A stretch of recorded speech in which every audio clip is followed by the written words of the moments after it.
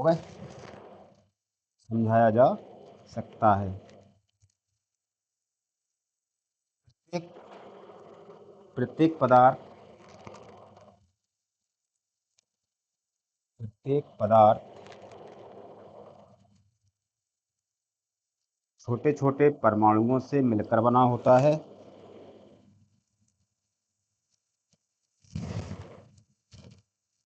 पदार्थ छोटे छोटे परमाणुओं से मिलकर बना होता है और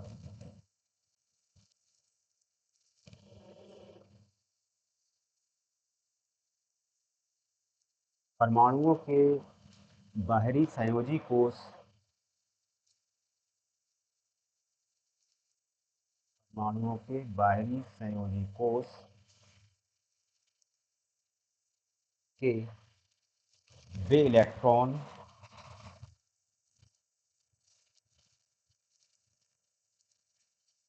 परमाणु के बाहरी संयोजी कोष के वे इलेक्ट्रॉन जो अपनी कक्षाओं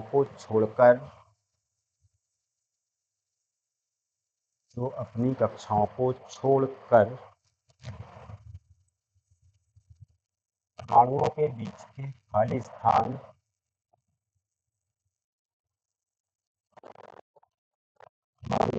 बीच के खाली स्थान से आ जाते हैं और पूरे पदार्थ में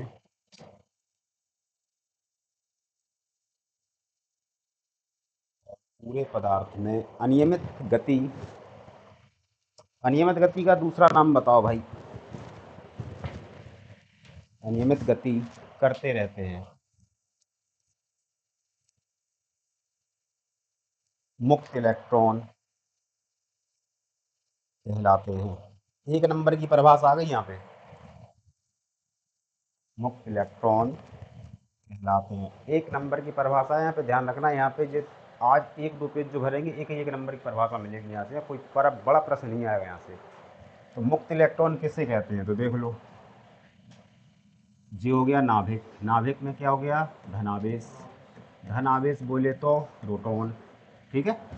अच्छा, नाभिक के चारों ओर क्या है? कक्षाएं। कौन सी कक्षाएं? दीर्घ वृत्ताकार। कौन सी? वृत्ताकार नहीं, दीर्घ वृत्ताकार। और ये तुम अच्छे से जानते हो, मुद्दा बड़ा है वो तुम्हारे लिए, याद है? किताबों में चित्र बना रहता। तो कक्षाएं ऐसी कभी होती नहीं है ना, बताने के लिए ऐसी बनाते हैं ये। ठीक। इनमें क्या है हमारे? ऋण आवेशित कण और इलेक्ट्रॉन। कहो जी बन गए। रसायन विज्ञान में आ गए अपन लोग। देखो अब थोड़ी देर के लिए यहाँ आ जाओ। हम बात कर रहे हैं धातुओं की। क्या कर रहे? धातुओं की। पदार्थ तीन प्रकार के होते हैं। कितने प्रकार के? तीन। वर्गीकरण करो। नंबर एक धातु, नंबर दो अधातु और नंबर तीन उपधातु। समझ रहे भाई? उपधातु। ठीक है। और वर्गीकरण करो। जे जे इलेक्ट्रॉन के आधार पे हैं। अब अवस्था के आधार पर करो। फिर पदार्थ तीन प्रकार के होते हैं। नंबर एक ठोस, नंबर दो द्रव, नंबर तीन गैस। ठीक। और फिर वर्गीकरण करो चुंबक के आधार पे। नंबर एक चुंबकीय पदार्थ, नंबर दो अनुचुंबकीय पदार्थ, प्रतिचुंबकीय, अनुचुंबकीय, और नंबर तीन में लौह चुंबकीय। ठीक। और वर्गीकरण पदार्थ होगा। नंबर एक सुचालक, नंबर दो कुचालक। ठीक। और वर्गीकरण आवेश के आधार पे। नंबर एक चालक, नंबर दो अचालक, नंबर तीन अर्धचालक। ठीक। और वर्गीकरण करो। और करो। कर सकते हो? बोलो। है? अब नहीं हो रहा है। क्या नहीं हो रहा है? ऐसे करो, ऐसे, ऐसे करो तो ऐसे। तो सब अलग अलग गुणों से वर्गीकरण हुआ यहाँ पे। ऊष्मा को देख रहे तो बोले सुचालक कुचालक। समझ रहे बात को? चालन को देख रहे तो बोले चालक अचालक अर्धचालक। चुंबक वाली मैग्नेट पढ़ रहे, इकाई पढ़ रहे, तो बोले प्रतिचुंबकी, अनुचुंबकी, लोह चुंबकी। जैसे लोहा ले लिया, एक उदाहरण ले लो, लोहा देखो सबसे बेहतरीन लोहा। ठीक, हमारे स्कूल कक्षा 10 के बच्चा को कार्बन का प्रतीक पता नहीं है, GRPS। मुझे देखो पहले लोहा ले लिया, देखो लोहा Fe धातु है, ठीक है, उदाहरण इसका बन गया। इस जगह इसका बन गया, इधर आओ, लोहा Fe ठोस है, इधर बन गया इसका उदाहरण, बन गया। लोहा Fe लोह चुंबकीय है, इसका उदाहरण बन गया, बन गया। और वही लोहा Fe यहाँ पे सुचालक है, और वही लोहा Fe यहाँ पे चालक है। समझ रहे बात? विज्ञान में जिस इकाई को पढ़ते हैं वैसी वर्गीकरण भी कर डालते हैं अपन लोग। समझ रहे? सही कुछ बात को? अच्छा, खैर अपन लोग यहाँ पे धातु में है ना, अपन धातु पढ़ रहे इसका लो इसे आ जाओ, हो गए। तो हम यहाँ पे 3 प्रकार के देख रहे थे, धातु और अधातु और उपधातु। क्योंकि हम चित्र बनाए इलेक्ट्रॉन वाला, इसलिए हम देख रहे हैं। रसायन विज्ञान में ऐसे होता वर्गीकरण है। उपधातु, अब करो इलेक्ट्रॉन विन्यास। क्या करो? इलेक्ट्रॉनिक विन्यास। इलेक्ट्रॉनिक विन्यास किसे कहते हैं बताओ, परिभाषा बताओ, बोलो परिभाषा बताओ महक इलेक्ट्रॉनिक विन्यास की। नहीं पता? पता करके बताओ, सोच के बताओ।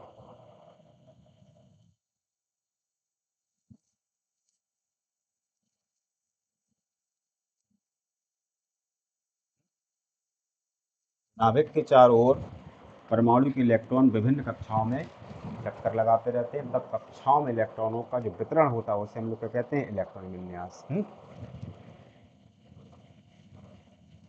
3 संभावनाएं हैं, या तो बाहरी कक्षा में एक इलेक्ट्रॉन आएगा, ठीक, क्या आएगा? एक, जैसे 2,1, 2,8,1, ठीक, 2,8,8,1, 2,8,18,1, ऐसे तो आएंगे, लेकिन आएगा एक ही। बाहरी कक्षा में एक इलेक्ट्रॉन, एक तो जो संभावना है। बाहरी कक्षा में 2 इलेक्ट्रॉन, बाहरी कक्षा में 3 इलेक्ट्रॉन, बाहरी कक्षा में 4 इलेक्ट्रॉन, बाहरी में 5 इलेक्ट्रॉन, बाहरी में 6, और बाहरी में 7, और बाहरी में 8। इतने इलेक्ट्रॉन होंगे इलेक्ट्रॉन विन्यास करने पे। ये संख्या आती है? आती है कि नहीं आती है? अच्छा, अब यहाँ पे देखो, बाहरी कक्षा में अगर 1 या 2 या 3 इलेक्ट्रॉन है, ये सब धातु है भाई। क्या है? सब धातु हैं, और सब इलेक्ट्रॉन त्यागेंगे। क्या करेंगे? सब इलेक्ट्रॉन त्यागेंगे, और इलेक्ट्रॉन त्याग कर क्या कराएंगे? वो धनायन बनाएंगे। तो जब अपन लोग चित्र बनाते हैं, यहाँ पे पहले ही बना चुके, तो बीच में अपन ऐसे प्लस बनाते थे, याद है, और यहाँ पे अपन कहते हैं ये इलेक्ट्रॉन है, ऐसे ही है ना। अच्छा, जी कितने वाले? 1, 2, 3 वाले। जैसे अपन कहा कॉपर का करो इलेक्ट्रॉन विन्यास, तो निश्चित है कि 1, 2, 3 नहीं आएगा लास्ट में। जैसे कहें लोहे का करो, तो पक्का है कि 1, 2, 3 नहीं आएंगे लास्ट में। प्लेटिनम का करो, 1, 2, 3 नहीं आएंगे। तांबे का करो, उसका क्या कहते हैं उसे, निकेल, 1, 2, 3 नहीं आएंगे, चाहे करके देख लेना। जितनी धातुएं हैं, और धातुएं पूरी कितनी है? 118 में, पता है? कितनी? 80%। 80% धातुओं की संख्या, सबसे ज्यादा धातु पाए जाते 118 आवर्त सारणी में। 80% धातुएं, सब में क्या आएंगे? 1, 2, 3। अब बात आती है कि जिनमें 4 आ जाए बाद में, कितने आ जाए? 4। 4 बोले तो 2,4। बताओ कार्बन उपधातु में आएगा, ये क्या में आएगा? अच्छा, क्यों? ये इलेक्ट्रॉन ले भी सकता है, इलेक्ट्रॉन दे भी सकता है। इसके बाद जिनके बाहरी कक्षा में आ रहे कितने? 5, 6, 7, वो सब अधातु हो गए। क्या हो गए? क्यों हो गए? क्योंकि इलेक्ट्रॉन ये करेंगे ग्रहण और बनाएंगे, ये आ गए हमारे उपधातु। ठीक। अच्छा, इनकी बाहरी कक्षा में 5, 6, 7 इलेक्ट्रॉन है, वैसी इनकी कक्षा खाली है बाहर की, इलेक्ट्रॉन निकल के जाएगा कहाँ? समझ रहे बात को? पहली से खाली है तो कहाँ जा रहे? तो फिर यहाँ पे जो इलेक्ट्रॉन बाहर निकल नहीं सकते, तो यहाँ से तुम्हें मुक्त इलेक्ट्रॉन मिलेगा नहीं। इसलिए ये क्या होते हैं, अचालक। क्या होते हैं, अचालक। अच्छा, इनके बीच क्या होता है, बंध बहुत खतरनाक होता है। इसलिए जिनके बीच में जो बल होता है इलेक्ट्रॉन नाभिक की जो बहुत तेज होता है, ये भी इलेक्ट्रॉन बाहर नहीं आते, तो जो भी क्या है, अचालक। यही बचे अकेले धातु। इनकी बाहरी कक्षा में कितने इलेक्ट्रॉन होते हैं, एक या दो या तीन, बाकी पूरी कक्षाएं क्या होती हैं, खाली। बोले अकेले हम क्या कर रहे थे, निकलो। समझ रहे, तो ये इलेक्ट्रॉन क्या कर देते हैं, त्याग देते हैं। तो इलेक्ट्रॉन क्या करता है, यहाँ से निकलता है, कहाँ से, बाहरी कक्षा से निकलता है, और परमाणु के बीच के खाली स्थान में आ जाता है। वो कहाँ जाता है, उसी इलेक्ट्रॉन को कहते हैं, कौन सा इलेक्ट्रॉन, मुक्त इलेक्ट्रॉन और फ्री इलेक्ट्रॉन। और यही हमारा क्या है, आवेश वाहक का हो गया जी, आवेश वाहक। तो जिन पदार्थों में आवेश वाहक हैं तो धारा जाएगी, और जिनमें नहीं है तो नहीं जाएगी, पक्का नहीं जाएगी। समझ रहे, तो प्लास्टिक में, लकड़ी में, बेकेलाइट में, कांच में धारा क्यों प्रभावित नहीं होती, क्योंकि बाहरी कक्षा में कितने इलेक्ट्रॉन होते हैं, इतने होते हैं, 5 6, निकलते ही नहीं है बाहर, आवेश वाहक नहीं है। तो उनका चित्र जब बनाओगे तुम, ऐसे बनता, ज़्यादा नहीं खिसकता का ये, आगे तुम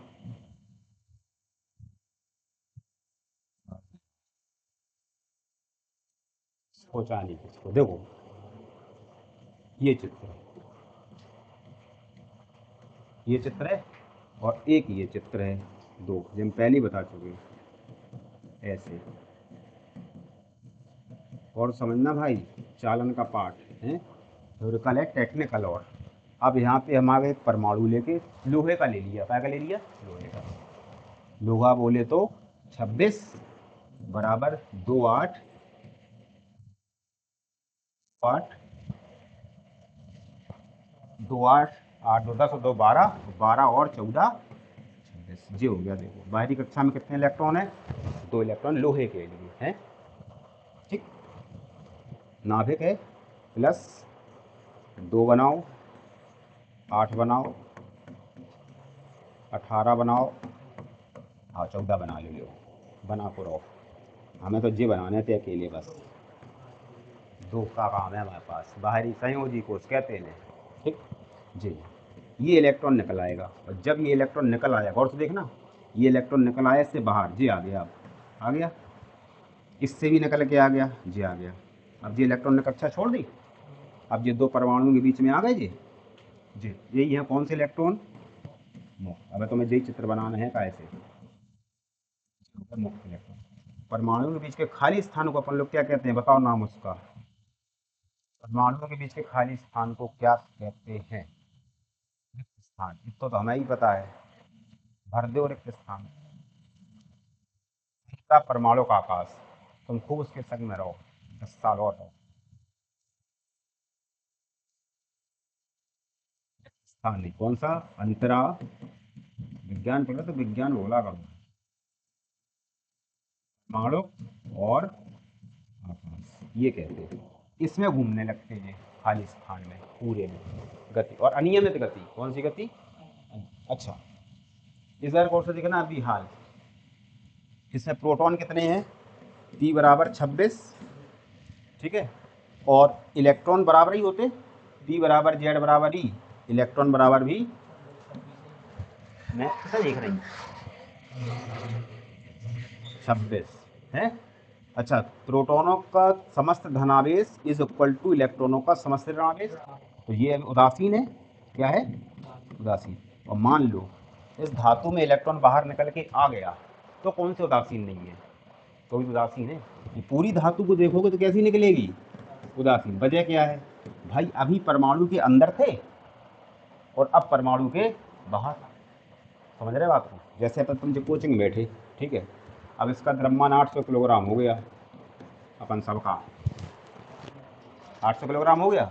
अब तुम बा वाली ब्रेन से उठ के ऐसे आ जाओ तो अभी 800 ही रहेगा, इधर से उठ के ऐसे आ जाओ, पर रहो नीचे, कुछ कर लो, टांग पे बैठ जाओ चक के, कुछ कर लो, द्रव्यमान तो 800 ही रहेगा। ये 800 से कम कब होगा, जब गेट से बाहर निकल लोगे, जब तुम, समझ रहे बात को, तभी कम होगा, बनना नहीं होगा। तो इलेक्ट्रॉन इधर पे चाहे परमाणु में रहे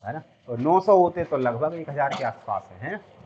तो लगभग में ये वाला, तो लगभग 10 की पावर 29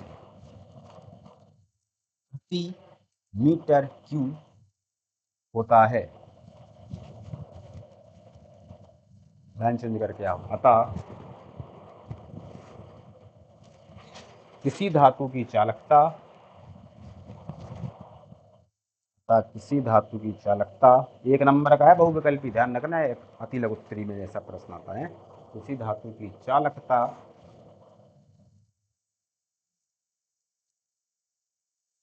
मुक्त इलेक्ट्रॉन घनत्व अर्थात मुक्त इलेक्ट्रॉनों की संख्या पर निर्भर करती है।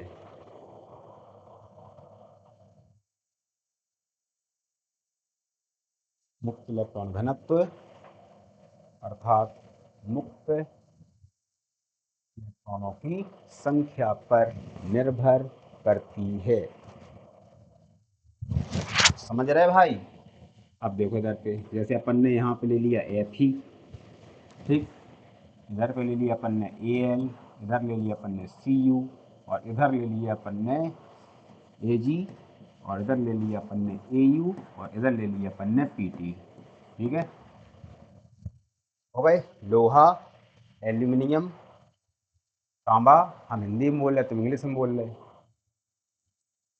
चांदी, सोना और प्लेटिनम है जो धातुएं होंगी हमारी।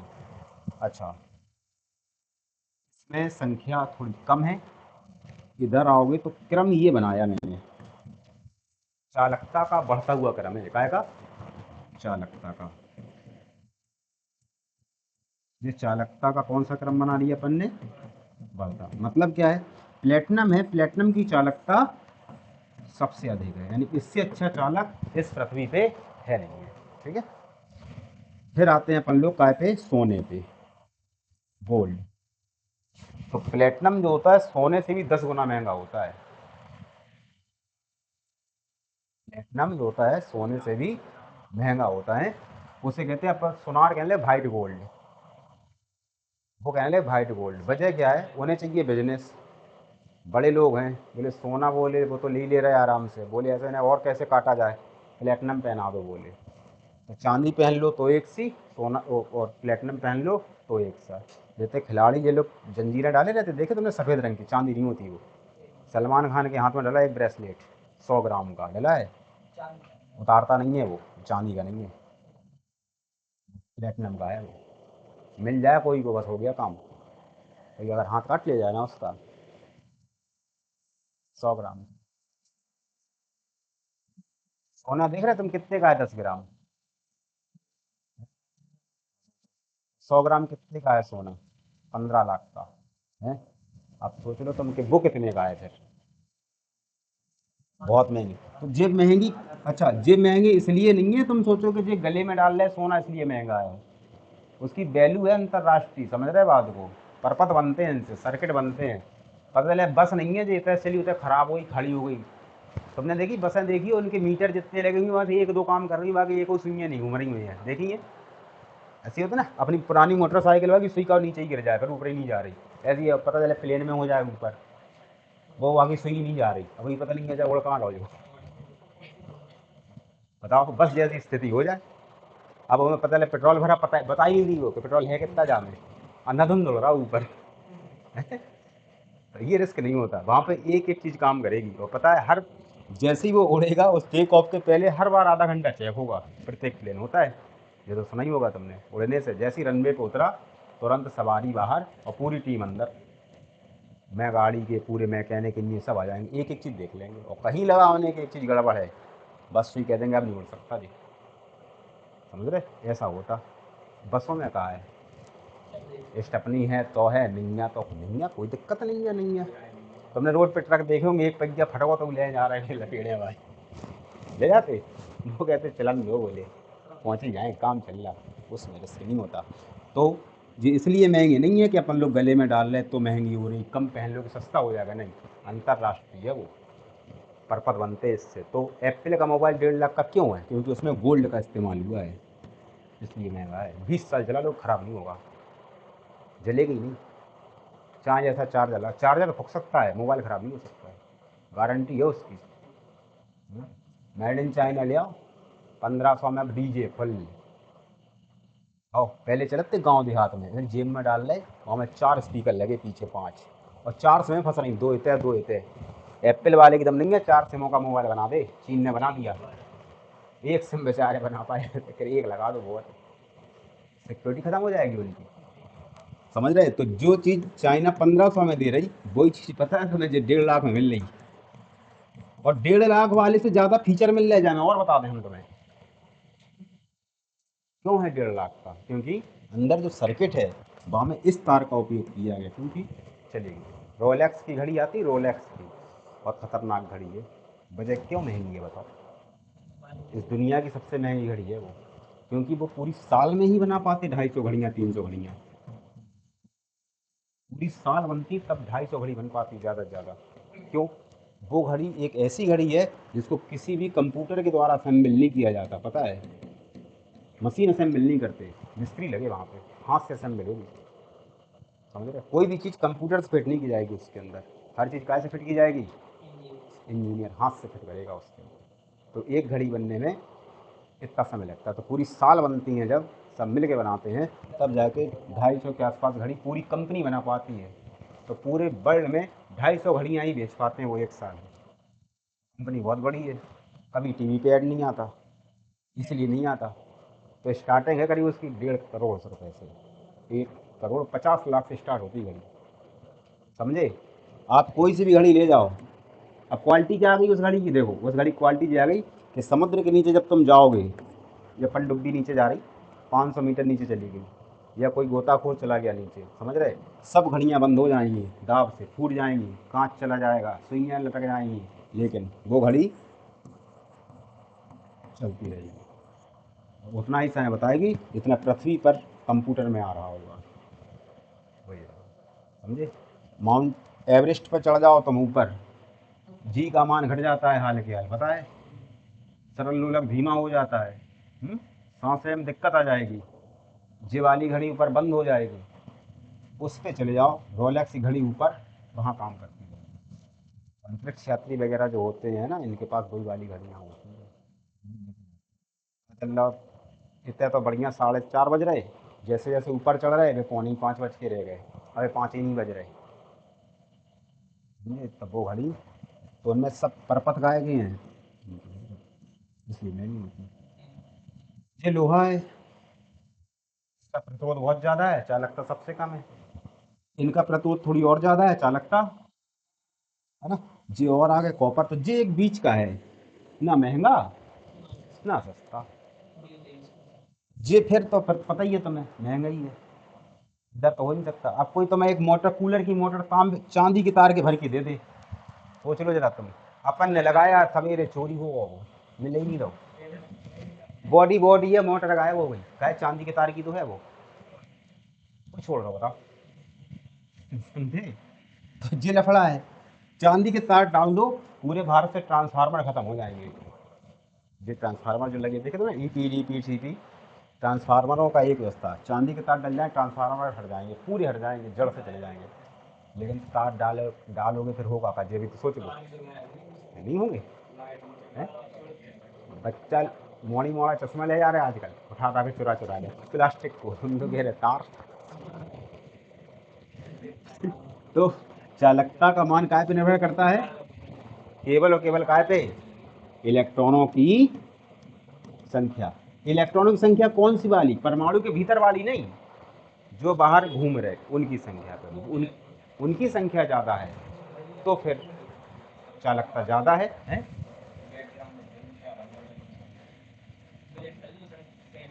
लो,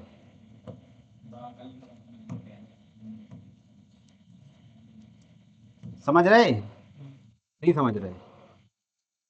ये होती चालकता। हम्म? तो होता ये है कि हमारा एक ये तार होता है, और जो तार है इसमें परमाणु हैं बीच में, इधर पे यही खाली स्थान भी है। तो जब हमारा एसी करंट जब प्रवाहित होता है, तो इलेक्ट्रॉन जो होते हैं वो यहाँ से प्रवाहित नहीं होते कहीं से, ध्यान रखना ये बात, ऐसे काट दो ऐसे, कहीं से इलेक्ट्रॉन नहीं आएगा, सिर्फ सतह से आता है। कहाँ से आता है? सतह, सतह का मतलब इस क्षेत्र पर, यहाँ ऊपर ऊपर यहाँ से निकलता है। तो जितनी ज़्यादा इलेक्ट्रॉन की संख्या होती है उतनी ज़्यादा उसकी चालकता हो जाती है। बीच तो न फिर वैसे ही नहीं करना, समझे। इसीलिए तुमने देखा होगा जो अपने घर में जो डोरी लगी रहती तार, उसमें बहुत सारे महीन महीन तार होते, होते कि नहीं होते एक साथ। क्यों होते? क्षेत्रफल का मान क्या कर दो, क्षेत्रफल ज़्यादा हो जाएगा, बहुत सारे तार लगा दोगे महीन महीन। और अगर तुम मोटा तार लगा दोगे तो फिर क्षेत्रफल कम ही रहेगा। इसलिए जितनी भी वायरिंग होती है, हाई टेंशन की लाइन देखी, बहुत सारे कैसे कैसे तार हैं, वो पतले पतले, इतना मोटा बना लेते उसे, कर लेते घुमा घुमा के, तब उसमें वो भी या आई को यहाँ से वहाँ पहुँचा पाते। और मान लो अगर इतने वोल्टेज को उन्हें भेजना हो 11,000 वोल्टेज को या 4 लाख वोल्टेज को, तो फिर तार इतना मोटा चाहिए, इतना मोटा। या तो इतने बहुत सारे लगाओ, समझ रहे, या फिर एक लगाओ तो कितना मोटा लगाओ, इतना मोटा। अब खेत में हाइड्रोजन का लाइन है, मान लो इतना मोटा तार लगाओ ऊपर, इतना मोटा वाला, आर पार निकला ऐसे, नीचे से ट्रक जा रहा, बस जा ऊपर से गिर जाएगा, करंट से साला मरेगा बाद में, बाकी वजन से पहले मर जाएगा, नहीं मर जाएगा। इतना मोटा तार गिरेगा जिसके ऊपर, तो करंट से तो बाद में मरेगा ना, वजन से ही मर जाएगा। तो दो तरीके हैं इनके पास, क्षेत्रफल बढ़ाना भी है और तार को मोटा भी नहीं करना है, समझे, तब करंट भेजेंगे। तो क्या कर दिया इनने, इनने कर दिया कि एक तार के स्थान पे हम बहुत सारे पतले पतले तार लगा देंगे, तो क्या होगा, क्षेत्रफल भी बढ़ जाएगा और तार की मोटाई भी कम रहेगी। तो इलेक्ट्रॉन सतह पे चलते यहाँ पे धातु के भीतर नहीं जाएंगे कभी भी, किसी भी हालत में। और यही क्षेत्रफल ए दिया जाता है इसका, इसी कहते हैं अनुप्रस्थ प्रक्षेप क्षेत्रफल। अनुप्रस्थ का मतलब बता चुके, अनुप्रस्थ और अनुदैर्घ्य तुम्हें हम, लंबाई के लंबवत काटी गई वस्तु को अनुप्रस्थ, और लंबाई के अनुदिश काटे गए अनुदैर्घ्य। याद है? अभी तक याद है? क्या काटा था बताओ? अच्छा 11 में मैंने, तुम बोलना नहीं कोई, क्या काट के बताया था?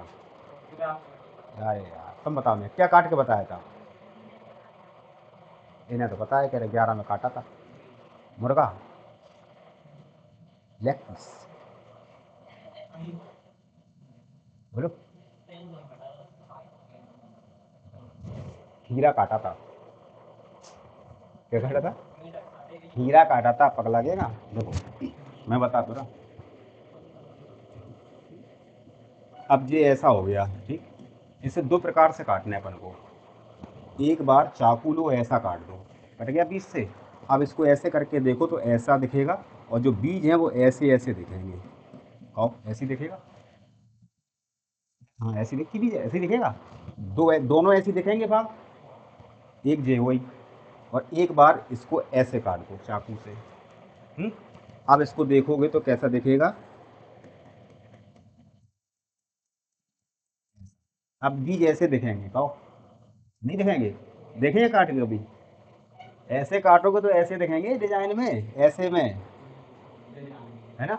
और ऐसे काटोगे तो ऐसे दिखेंगे। तो बेटा देखो, ये लंबाई हो गई इसकी एल, लंबाई के लंबवत काटा, कैसा काटा, तो उसे कहते हैं अपन लोग अनुप्रस्थ काट। क्या कहते हैं?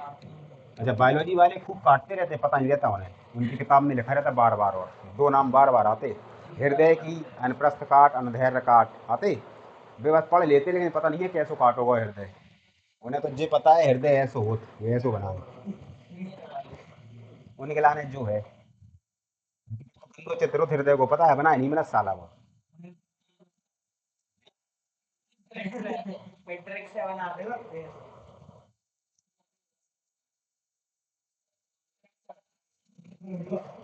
ट्रिक से सीख गया, देख लो जरा। तो ये कहलाती कौन सी काट? अनुप्रस्थ, लंबाई के लंबवत काटा जाए, समझ रहे। तो ये कहलाएगी कौन सी काट? अनुप्रस्थ काट। और ये कहलाती है उसकी अनुदैर्घ्य काट, समझ रहे बात को जी। इस तार को हमेशा अनुप्रस्थ प्रक्षेप क्षेत्रफल लिखा जाएगा, क्योंकि तार को ऐसे नहीं काटना तुम्हें, ना ऐसे देखना है, ऐसे कैसे होगा, समझ रहे। तार तो ऐसे ही कटेगा, ऐसा कटेगा। तो अनुप्रस्थ का मतलब लंबाई के लंबवत, और परिच्छेद का मतलब, परिच्छेद का मतलब चारों ओर का, ये वाला, ये क्षेत्रफल, उसे अपन लोग क्या कहने लगते हैं, और इसी को फिर अपन कहेंगे पाई आर स्क्वायर। समझ रहे बात को, ये चलेगा इसमें। तो मुक्त इलेक्ट्रॉन है तो चालक है, और नहीं आ तो फिर नहीं है। तो पूरे में गति कैसी कर रहे हैं? अनियमित। तो अब फिर कहीं आ गए हम लौट के घूम फिर के, अनियमित गति का दूसरा नाम बताओ। सही नहीं है, अनिश्चित कह रहे थे, नहीं। इसे कहते ब्राउनी गति। क्या कहते? ऐसे लिख दो तो सही हो जाएगा ब्राउनी में, या लगा दोगे तो सही हो जाएगा, कोई काटेगा नहीं। या कह दो तो ठीक है, नहीं कह दोगे तो नहीं है, ठीक है। अंग्रेज का नाम है क्योंकि, समझ रहे बात को। वो कौन आ रहा अपन से कुछ पूछने का, लिख दिया तुमने, या लिख दिया कि ये लिख दिया। तो ब्राउनी गति सबसे पहले रॉबर्ट ब्राउन ने देखा था। उसका पूरा नाम है रॉबर्ट ब्राउन, वैज्ञानिक का। और उसने देखा था द्रव पदार्थ में, काय में? द्रव पदार्थ। तो उसने ये कहा था कि द्रव के जो अणु होते हैं वो सभी संभव दिशाओं में क्या करते रहते हैं? गति। जी अच्छा, 9-10 की किताब में तुमने ऐसा चित्र देखा हो कहीं ना कहीं? भाई अरे भाई, क्रोमेटन धागे नहीं है जो। रॉबर्ट ब्राउन कह रहे, उसने सबसे पहले देखा था। इस गति को उसने कहा था, अनियमित गति को क्या कहा था? ब्राउनी गति। उसी के नाम पे उसका नाम पड़ गया। तो यहाँ पे इलेक्ट्रॉन भी क्या करते रहते हैं? पूरी धातु में ऐसी अनियमित गति करते रहते हैं। अब अगली हेडिंग जो आ रही है वो आ रही इसी संबंधित 1 नंबर का है। उसमें डालो हेडिंग आके, इलेक्ट्रॉनों का माध्य मुक्त पथ, श्रांति काल तथा अनुगमन वेग। बहुत इंपॉर्टेंट है, अनुगमन वेग ध्यान रखना इसमें से। 3 नंबर में, 2 नंबर में, 1 नंबर में प्रश्न तीनों प्रकार का रहेगा, सवाल संबंध सब रहेंगे। जो टॉपिक आएगा पेपर में जे वाला, चाहे जौन से प्रकार का प्रश्न आए, जे वाला अब वही लिख लो करो, निशान वही लगा लो करो, इम्पोर्टेंट के बाद में हमसे नहीं कही हो। जे वाला चाहे कुछ आए इससे, चाहे कुछ का मतलब जानते हो? कुछ भी आएगा, लेकिन निश्चित आएगा, है पक्का है। इलेक्ट्रॉनों का माध्य मुक्त पथ, ये क्या लिखे ले रहे हम, जो मॉर्निंग वाला लिखो नहीं पाता भाई। माध्य मुक्त पथ, श्रांति काल। अब सोच रहे श्रांति काल कैसे लिखें? लिख लो,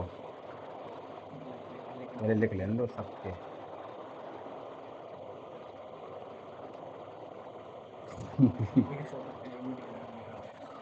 एक दूसरे के झांकन लगे। लिख लिया, हम कौन से करनी, लिख लिया तुमने, हो गए। आधे लोग सही कर लियो कम से कम। पे और लिखा है में अंतर होता है। काट लो, कर लो सही। श्रांति काल, कौमा अनुगमन वेग।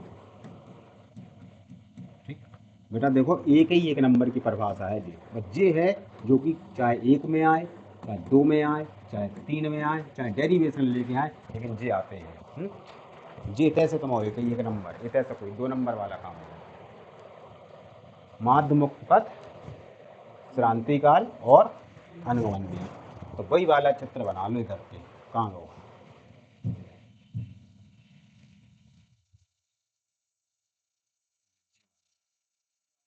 अच्छे से है, और देखो इसी में से है जो परिभाषाएं हैं।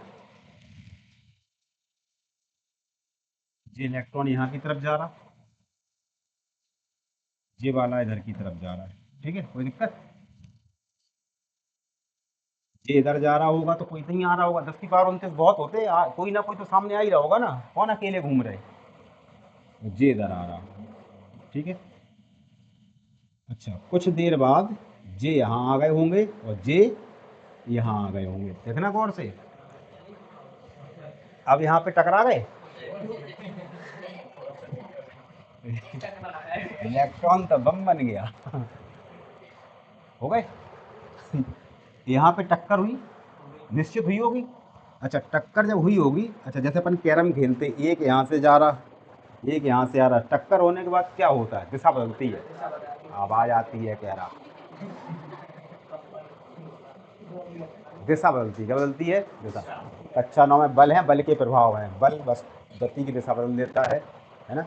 बल गति करती हुई वस्तु को भ्रामावस्था में ले आता है, भ्रामावस्था वाली वस्तु को गति में कर देता है, आकार बदल देता है, आकृति बदल देता है। ये सब बल के प्रभाव होते हैं, है ना। अब यहाँ पे टक्कर हुई, टक्कर जे खत्म और निकल ले, जे खत्म और निकल ले, जगह तो खाली ही है अंदर। तो भाई मान लो जे तैसे इतने चल गए, ठीक है, और जे तैसे इतने चल गए, रुको तो चले गए। अच्छा कोई ना कोई इधर से आ रहा होगा, है ना, और कोई ना कोई इधर से जा रहा होगा, इतने इनने दई, इतने उनने दई इन्हें, कुल मिला के यही बात होगी, एक दूसरे से घल्ले ही रहे जे, घल्ले। अब देखो परिभाषा देखे ना, कहाँ है इसकी परिभाषा, ये है कि दो क्रमागत टक्करों, कहाँ पे, दो क्रमागत टक्करों के बीच के, ठीक है, दो क्रमागत टक्करों के बीच के पथ के माध्य को, काय को, इलेक्ट्रॉन का माध्य मुक्त पथ कहते हैं। अब समझ में नहीं आएगी तो हम बताएं, ये यहाँ से चले, ये वाले ये नंबर डाल दो, यूपी बानवे, नहीं ऐसी रख दो, नहीं डाल देना, ये डाल दो, पिछली बार मैंने डाल दिया यूपी 94, जेड 76 86, 76 88, नंबर है क्या मतलब है इसका, हैं? तो इसे कह दो ए और इसे कह दो बी। अब देखना गौर से, ठीक, ए और बी दे दो देख रहे हैं अपन, मात्र दो इलेक्ट्रॉन देखे, और दो में से हमने केवल अब ए को देख लिया, क्योंकि हम इस इलेक्ट्रॉन का देख रहे हैं क्या है माध्य मुक्त पथ, ठीक है, इसका बाद में देखेंगे। ए इलेक्ट्रॉन यहाँ से चला इधर से नीचे की तरफ, और इधर से चला और ऐसे चल के आया इधर तक आ गया, ठीक है, ये दूरी हो गई S1, कितना चला, 0.0001 माइक्रोन चला, दो चला, हमें नहीं है पता है, चला जी यहाँ से यहाँ गया, लेकिन कितना चल के S1 तक इधर तक चल के आया, और यहाँ आके इसकी टक्कर दूसरे से हुई, जिसे कही अपन ने पहली टक्कर, क्या कही, पहली टक्कर, ठीक है, ध्यान देना। इसके बाद जी यहाँ से चला, टकरा के मुड़ा, तो इधर चल गया यहाँ पे, तो इधर से जी इधर तक पहुँचा चल के, और उतने से एक चले आ रहे थे, इतने इनकी भी दूसरी टक्कर, तो ये दूरी चली इसने S2, तो ये दो क्रमागत टक्कर हो गई, कौन सी हो गई, क्योंकि जरूरी नहीं है कि ये यहाँ से तीसरी जगह जाए तो इतना ही टकरा जाए, और इधर टकराएगा और जल्दी टकरा जाए, तो ये तो टक्करें कौन सी हो गई, क्रमागत, कि यहाँ से इलेक्ट्रॉन चला, इससे टकरा गया, इससे टकराने के बाद वो आगे चला और दूसरे से टकरा के इधर रास्ता फिर मुड़ गया उसका, तो इसे कहा अपन ने S1, इसे कहा अपन ने S2। अब कहते हैं इसका माध्य बता दो दूरी का, इस पथ का, पथ का मतलब रास्ता, S1 प्लस S2 और अपॉन में 2, कोई ना कोई आंसर आएगा, कोई आंसर आएगा, जैसे अपन ने कहा चलो ये 5 × 10⁻⁶ मीटर चला, ठीक, प्लस अपन ने कहा ये 4 × 10⁻⁶ मीटर चला, मतलब इतना चला, तो ये टक्कर हो गई, चला जे वाली टक्कर हो गई दूसरी उसकी, क्रमागत है, क्रमागत का मतलब जे और जे लोगे गलत हो जाएगा, S3 ले लो गलत हो जाएगा, है, अपॉन में 2, तो 4.5 × 10⁻⁶, इसी को हम कहते हैं कौन सा पथ, माध्य मुक्त पथ, ये है लेमडा, लेमडा का मतलब S1 प्लस S2 अपॉन 2, तो दो क्रमागत टक्करों के बीच कैसे लिखेंगे, तो इलेक्ट्रॉन धातु के भीतर पूरे स्थान में अनियमित गति करते रहते हैं और बार बार दूसरे इलेक्ट्रॉनों से टकराते रहते हैं, हो गए, तब दो क्रमागत टक्करों के बीच चली गई दूरी के माध्य को क्या कहते हैं, माध्य मुक्त पथ कहते हैं, हो गए। चित्र बनाओ फिर का है, कैसा बना लो, इनमें डाल नहीं लियो, नहीं तुम डाल लो जो है नंबर नंबर ऐसी बना लो, बस ज़्यादा नहीं बनाओ, 3 4 बना लो बाकी की।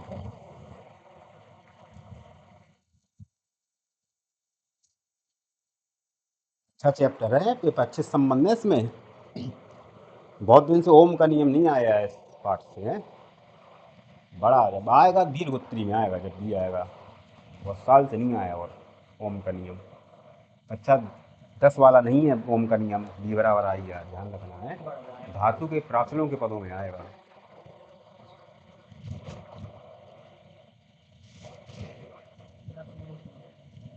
10 में तो तुम्हारी लंका लगी ही है विज्ञान की, 9-10 में सही बताए तो।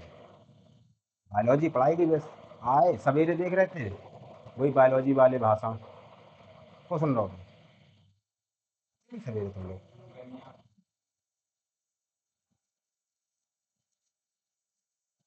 देखो बायोलॉजी अगर पकड़ के चलोगे तो केवल एक ही लाइन मिलेगी तुम्हें, मात्र एक, या मेडिकल, बस दवाई ले लो, बीमार हो जाओ तो अस्पताल, बस इसके अलावा कोई जगह नहीं है तुम्हारी इस दुनिया में, समझ रहे।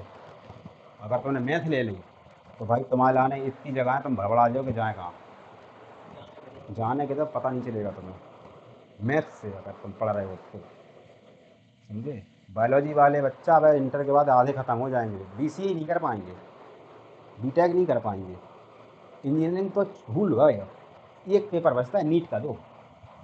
और जिस दिन गवर्नमेंट में बैठ गए ना बैंक की तैयारी करने, मैथ रीजनिंग वाला बच्चा 30-30 नंबर की, 60 नंबर की मैथ रीजनिंग लगाएगा, तुमसे आगे निकल जाएगा हाल, कहेगा हमारी सीट हमें तो तुम निकल लो बाहर।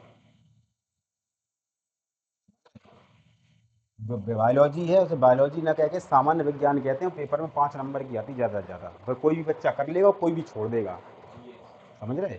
तो 5 नंबर जरूरी नहीं है हमारे, 60 नंबर जरूरी है कि हमें मैथ और रीजनिंग कैसे पकड़ के चलना है। मैथ का बच्चा चाहना खेल जाता, बच्चे बीटेक करके आईएएस निकालते, तुमने गौर से देखा होगा अच्छे तरीके से, पहले बीटेक करते हैं साइंस साइड से, है ना, फिर बाद में कहते हैं इंजीनियर बन गए, बाद में कहते हैं मेरा दिमाग खुल गया, अब बताओ कहाँ है 8 साइड की किताबें, हम उन्हें याद करें और जाएँ पेपर देने। इसका मतलब साफ था कि 8 साइड किताबें पढ़ के पेपर देने नहीं जाते, वो अपना दिमाग खोल के पेपर देने जाते हैं आईएएस का, तब निकाल पाते पेपर, क्योंकि किताबों से आता ही नहीं है पेपर। साइंस साइड का बच्चा जल्दी सिलेक्शन लेता है हर जगह, जब तक बेचारा 8 साइड वाला सोचेगा ना, काम हो जाएगा। क्यों, 8 साइड वाले बच्चे को 20 तक पहाड़ा याद रहते ज़िंदगी भर, 20 तक रहते ज़िंदगी भर, 20 तक पहाड़ा याद रहते। अच्छा तुलसीदास सूरदास के अलावा कोई जानत नहीं है अभी, दो जान ले बहुत। बीए में कितनी किताबें हैं बोले, पता ही नहीं है। एक बार अभी लड़कियों को तो खैर फिर ही पता रहता, उनसे पूछो क्या कर रहा है, वो कहते हैं बीए कर, उनसे पूछ कौन, नहीं सिंपल बीए, पहले तो बोल गए प्लेन बीए, प्लेन बीए कह रहे कौन सा बीए कर, बोले प्लेन बीए, सब्जेक्ट नहीं है पता, प्लेन बीए, फिर कहेंगे मसाला बीए, आओ, है ना, बटर मसाला बीए, प्लेन बीए कर रहे हैं।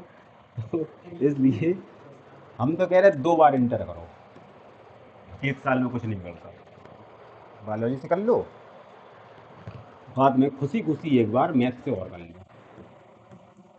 एक किताब है बेटा, पहले तो 5-6 किताबें थी, अब क्यों डर रहे, एक बार पढ़ लो, जब मैं क्या लड़ाई में बने तो रहोगे कम से कम, वरना अगर तुमने केवल हाई स्कूल की मैथ पढ़ी तो बच्चों वाली मैथ पढ़ी तुमने, अपकलन समाकलन खतरनाक वाले, बीएससी में तो ट्रिपल ट्रिपल, आओ दिमाग हिल जाता उसमें। तो 1 साल की बात रहती, मैथ से कर लो, बायोलॉजी से कर लो, क्या चला जाएगा बताओ, फायदा ही मिलेगा कि नहीं मिलेगा। और मैथ वाले बायोलॉजी करना चाहें तो कर लें, अगर उन्हें बनने नर्सर्स को कोई दिक्कत वाली बात नहीं है, सोचने वाली देख रहे तुम। अब तुम अंदाज लगाओ, महक मैथ ले रही, इन्हें इंजीनियर बनेंगे ये जाके, मोड़ा ले रहे बायोलॉजी, इन्हें नर्स बनेंगे जाके, सोच लो। मोड़िए मैथ ले रही, ये तो नर्स अब बन नहीं सकती, भूल जाओ ना।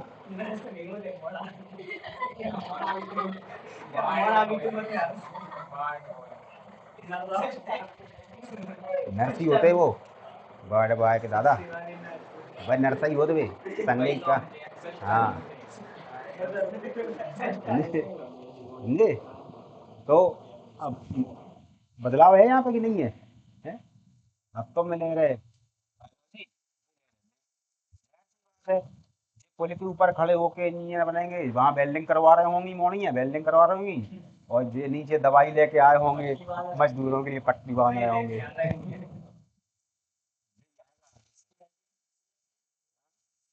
समझ में नहीं आती, क्या डरते।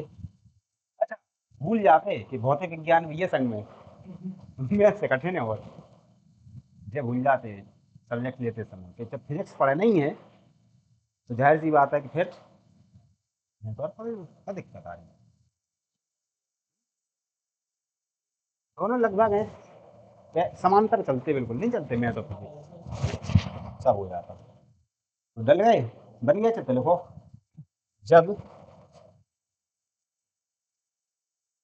जब किसी धातु के भीतर इलेक्ट्रॉन अनियमित गति करते हैं,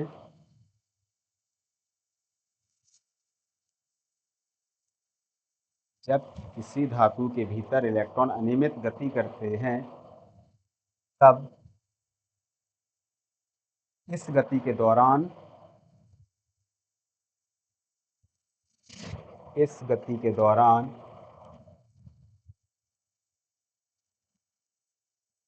यह बार बार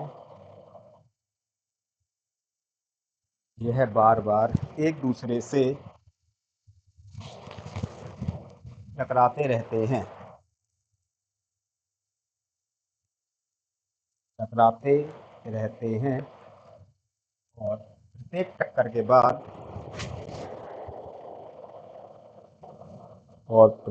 टक्कर के बाद उनकी दिशा बदल जाती है।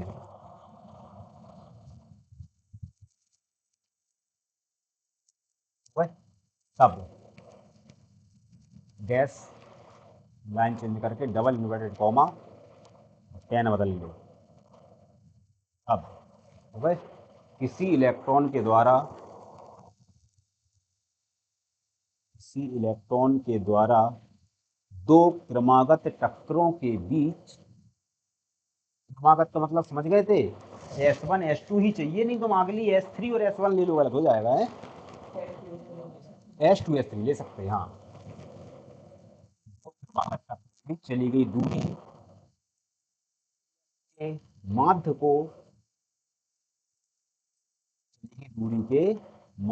को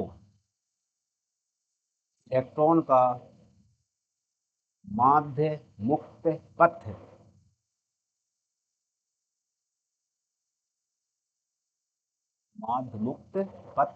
कहते हैं।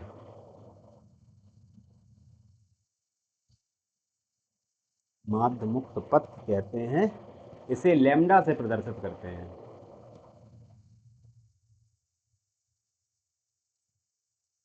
लैम्डा से प्रदर्शित करते हैं। मात्रक तो पता ही है, दूरी है तो मीटर ही होगा, है बता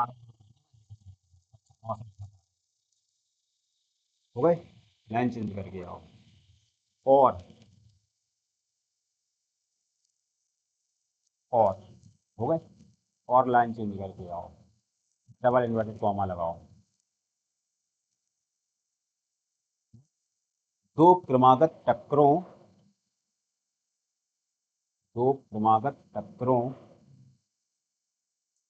के बीच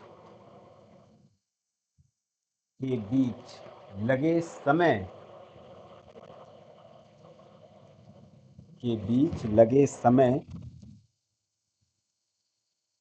के माध्य को इलेक्ट्रॉन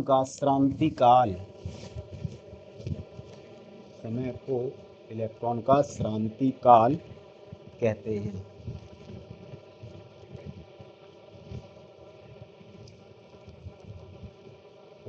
इसे टॉ से प्रदर्शित करते हैं। टी में लाद दो नीचे से तो टॉ बन जाने रहा है। इसे टॉ से प्रदर्शित करते हैं। इतना ही बता दें, टॉ दो चीजें, लैम्डा और टॉ है। देखो, इधर से इधर तक आने में समय लगा कुछ, कहो T1, ठीक है। इधर से इधर तक पहुंचने में समय लगा कुछ, कहो T2। कहो इनका औसत बताओ। T1 प्लस T2 अपॉन 2 बराबर क्या कहोगे, तो बोले तो कौन सा काल, श्रांति काल, है ना। कौन सा काल भूल नहीं चाहिए, तो भविष्य काल लिखे आओ, भूतकाल लिखे आओ। और S1 प्लस S2 अपॉन 2 बराबर के लैम्डा, बराबर के का माध्य समझ गए? 2 नंबर की परिभाषा है बेटा, एक एक नंबर से ज़्यादा नहीं मिलेगा, लेकिन आगे जब तुम डेरिवेशन करोगे तो उनमें जे आएंगे, इनका उपयोग होगा, समझ रहे? इसलिए इन्हें आना जरूरी है। तो सिंपल सी बात है, वैसे संक्षेप में देखो 1 मिनट से ज़्यादा की बात नहीं है। गति के दौरान टक्कर होती है, दिशा बदलती है, तो 2 क्रमागत टक्करों के बीच के दूरी के माध्य को कहते हैं अपन लोग क्या? माध्यमुक्त पथ। और समय के माध्य को कहते हैं श्रांति। अब बंद कर लो, कल देखेंगे अपन अनुगमन देखते, हेडिंग डाल लो, अब वो अलग लिखेंगे वो अपन पूरा। कौन सा तुम्हें लिखने हो तो लिख लो ऊपर, अगर तुम याददाश्त तुम्हारी तेज हो तो तुम लिख भाई, छोड़ दो, हमें कब मना कर रहेगा। बिरधा में एक हॉस्टल में बच्चा पढ़ता था, वो इंजीनियर है इंदौर में। उसकी एक आदत थी, आज तक मैंने किसी के अंदर नहीं देखी। अगर हम कुछ भी लिख दें बोर्ड में, जैसे इतना सारा लिखा बोर्ड में, उसके रजिस्टर में पूरा लिख जाता था। जब तक हम बातें करते थे, बातें तो करते ही हैं अपन लोग बहुत, जब तक वो जो पूरा लिख लेता था, पूरा मतलब पूरा, मतलब इसमें उसको ऐसे पूरा छाप लेगा, जैसे जैसे अपन ने लिखा बायो, तो बायो भी लिख लेगा साला, उसकी ज़्यादा थी, समझे? पूरा। अगर अपन ने ऐसा चित्र बनाया, मैंने, तुमने कोई नहीं बनाया होगा अभी तक, वो ऐसा बना लेता, ऐसा लिख लेता, S1 S2 T1 T2, ऐसे बना के छोड़ देता वो पूरा, मतलब रिकॉल। घर पे जाएगा, देखेगा, पूरा बोर्ड का ऐसे छप जाएगा। और तुम लोगों को क्या समझते अपने आप को बहुत होशियार, है ना, इंजीनियर, कि हम तो बहुत होशियार हैं, लेकिन सिर्फ तुम्हें बोलना नहीं आता, बातें करने आती, वही तो होशियार हो तुम्हें। देखा, भूल गया अनुगमन वेग।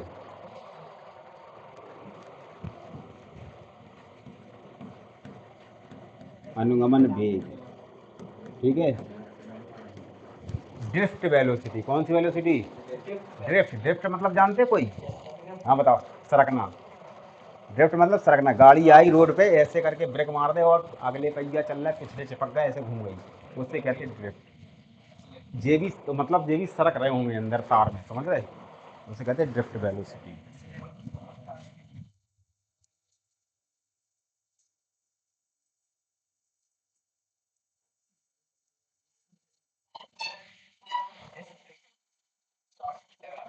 चार्ज डिस्चार्ज हो गया जी।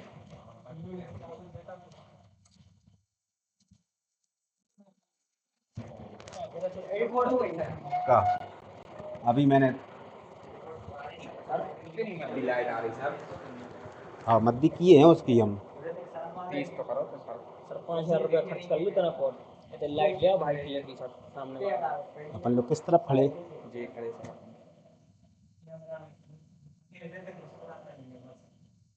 कोई आई नहीं हो चाहे कैमरा में? कैमरा में तो नहीं आ रहा, सब देखता है। कैमरा सीधा था। यहाँ पे क्यों नहीं होता? घूम जाता है, वो घूम रहा है। चलो निकलो, तुम्हारी रिकॉर्डिंग हो जाएगी पीछे से। हाँ स्टोरी डल जाएगी इतनी काट के, सही। पूरा वीडियो डालेंगे अब हम इसको। माइक भी यूज करे सर। जिम में डरोगे?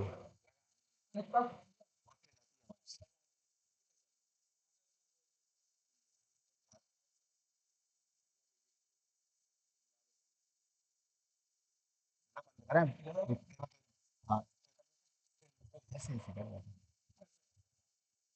ऐसे करके बताओ। हाँ ऐसे करके बताओ। नहीं बना रहे? हाँ बना दे रहे, एक मिनट।